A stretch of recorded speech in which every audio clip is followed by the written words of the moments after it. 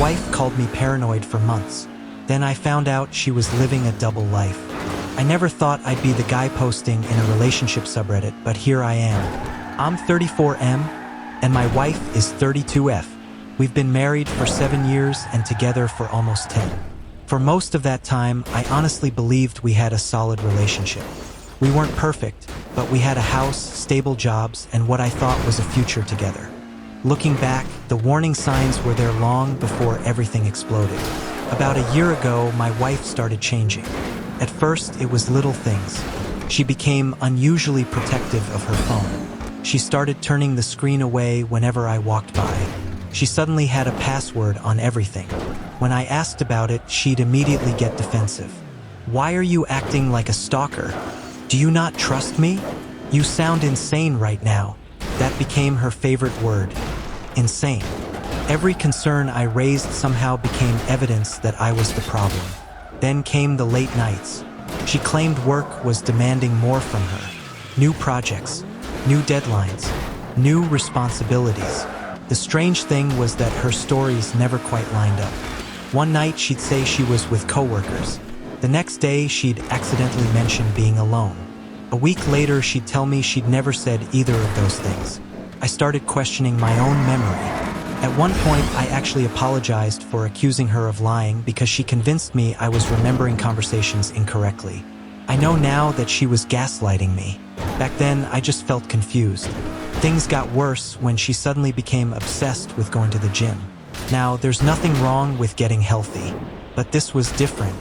New clothes, new makeup, new perfume, hours spent getting ready. Meanwhile, she barely spoke to me.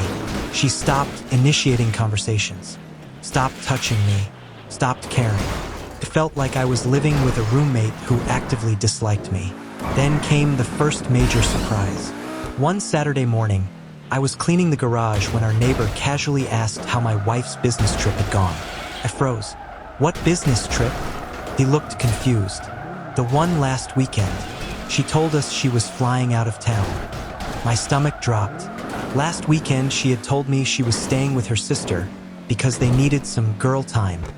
When I confronted her later, she immediately got angry. "Why are you interrogating me? I didn't think every detail of my life required your approval. You always make everything dramatic." Notice what she didn't do. She never answered the question. A few weeks later, another strange thing happened. Her phone started blowing up while she was in the shower. The same number called 6 times in 10 minutes. I normally wouldn't look. That day I did. The contact was saved under a woman's name, but the preview message said, "Miss you already." My heart stopped. I opened the conversation. What I found felt like being punched in the chest. Thousands of messages, months of conversations, photos, plans, hotel reservations, inside jokes, declarations of love. The contact wasn't a woman. It was a man she had apparently been seeing for almost a year. I remember feeling physically sick. My hands were shaking so badly I nearly dropped the phone. The weird part wasn't even the affair. It was realizing how many times she had lied directly to my face. Every late meeting, every business trip, every girls' night, every argument, every accusation. It all suddenly made sense. When she came out of the shower, I was sitting at the kitchen table waiting. I placed the phone in front of her. For the first time in months, she looked genuinely scared. Then something happened that I still can't believe. Instead of apologizing, she got angry. Not nervous, not ashamed, angry. She started yelling. She accused me of invading her privacy. She said I had violated her trust. She claimed the messages weren't what they looked like. Then she claimed they were old. Then she claimed they were a joke. Then she claimed we had been emotionally separated for years. Her story changed every 5 minutes. I sat there listening to excuse after excuse. Finally, I asked a simple question. "Do you love him?" The room went silent. She stared at me for several seconds. Then she said, "I don't know." That answer hurt more than finding the messages. I slept in the guest room that night. The next morning, I woke up to another surprise. The other man's wife was standing on my front porch. Apparently, she had discovered the affair too. Neither of us knew the full story.